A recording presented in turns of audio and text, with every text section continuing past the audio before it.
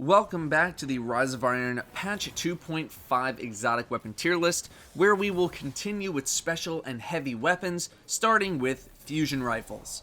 Plan C gets a B+ to an A- in all categories.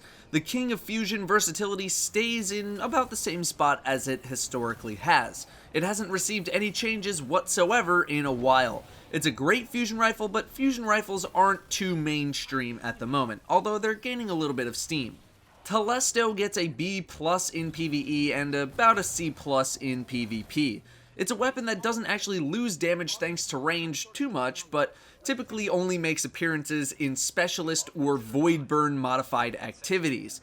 In PvP, it takes too much ammo to make it a viable option, but in modes like Trials where you can get a lot of ammo, it can take some people by surprise. Queenbreakers Bow gets a D in PvE and a B to B+ in PvP. The weapon isn't doing sniper rifle-like damage in PvE, and outside of arc burn and specialist combined, this isn't worth using for anything. In PvP, it has been making a very small resurgence, but it is definitely not a weapon for everyone to be using. The only fusion rifle that's a heavy weapon, Sleeper Simulant, gets an A- to an A in PvE and a C+ in PvP. Sleeper Simulant continues to be a solid option in PvE, even though I think a lot of people slept on it in year 2 a bit. It saw some use in King's Fall, but it didn't feel too popular outside of it. Nowadays, it has been embraced a bit more in the PvE scene. In PvP, it can definitely kill people, but long charge time and the abundance of rockets makes it seldom seen. Next, we'll move to sniper rifles, starting with Hereafter. Hereafter gets a B in PvE and a B+ in PvP. In PvE, the blinding effect of the weapon isn't as useful as one might hope, with its damage not being very impressive compared to other snipers. I rather like the weapon in PvP personally, but the bonuses don't really do too much there either. It does have some of the highest aim assist in the game, but the fact that it has no potential to one-shot headshot people in supers means it's not really going to be for everybody. Black Spindle gets an A+ in PvE and a C+ in PvP. In PvE, it is still the best sniper rifle for damage output and one of the highest damage weapons in the game. However, it's not S tier anymore simply because Wrath of the Machine encounters aren't as sniper heavy or sniper friendly as King's Fall was.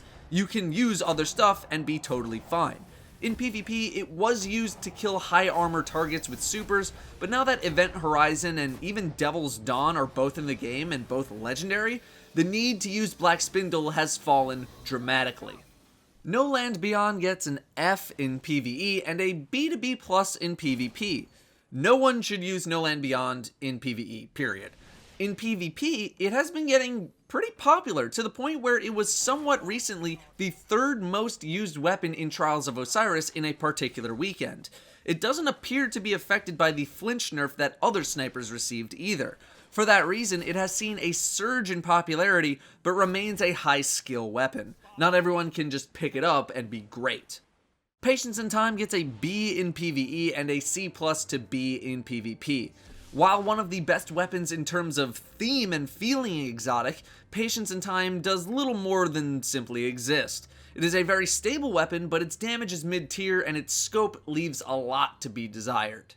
Zen Meteor gets a C to C+ in PvE and PvP.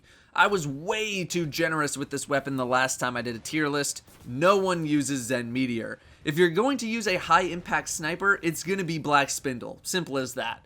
The bonus on Zen Meteor is more for killing ads and not bosses, which makes it less than desirable. It does have the highest aim assist of all snipers, but that really isn't enough. Icebreaker is back and is getting a B+ all around. The reason it was so popular in year 1 was because it was incredibly safe to use in Nightfalls.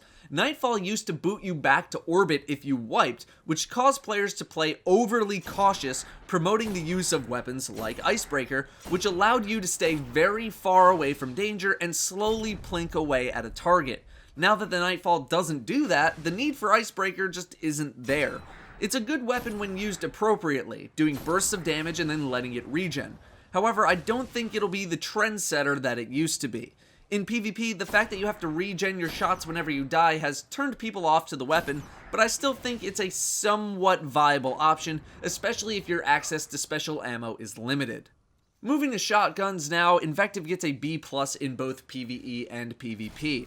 In PvE, full auto means burst damage, and Invective knows how to do burst very well when needed, but it's not that crucial to success. It has fallen off the radar in PvP thanks in part to things like Matador and Party Crasher being so good. It's still a decent option and is still very obnoxious to fight against, but its competition is very fierce. Fourth Horseman gets a B in PvE and a C in PvP. If Invective knows burst, it learned it from Fourth Horseman, but you need to be very close to targets in order to make it work. In PvP, it almost requires you to fire more than one shot at a time because of the abysmal range. This equates to a waste of ammo, and while Matador is so good, I don't think anything else is going to compete. The Chaperone is a C to C+ in PvE and a B to B+ in PvP. The Chaperone is a very fun weapon to use in all areas of the game, but has a high skill requirement. In PvE, there just isn't much reason to use it, the damage isn't terribly impressive. In PvP, it requires a skilled hand to use well, considering that other shotguns feel like they can kill you from basically the same distance as you killing them with a headshot from the Chaperone. Lord of Wolves gets a B to B+ in PvE and a C+ in PvP. Another one of those weapons that simply exists, Lord of Wolves is a more consistent damage outputter compared to other shotguns, but that's really about it. In PvP, while it does have some range capabilities, if you're going 1v1 with another shotgun, the other shotgun is likely to win because the other shotgun does all of its damage at one time. Universal Remote gets a C+ in PvE and a B-ish in PvP. Universal Remote is only significant as a weapon because it goes in the primary slot, allowing for a lot of use. It did receive a nerf back in patch 2.4, which caused it to almost completely fall off the radar in PvP. Now that it's not as good, it's not worth using as much, but that's not to say it is completely unviable now, just not as good. Wrapping up the special slot are sidearms. Trespasser is new to Rise of Iron, getting a C+ in PvE and an A- in PvP. It's nothing too special in PvE, no sidearm really is, but in PvP is where this shines. Capable of absolutely melting people in as little as 2 rather difficult to hit bursts, Trespasser brings swift death to those unsuspecting with decent range as well. Dreg's Promise, on the other hand, well, all I'm going to say about it is that it is basically a worse version of Trespasser. Moving to heavy weapons now, we'll start with machine guns. Literally all machine guns are rated either B or B+ in PvE, and all of them are rated B in PvP. Thunderlord, Abaddon, and Nova Mortis all get B+ in PvE and B in PvP.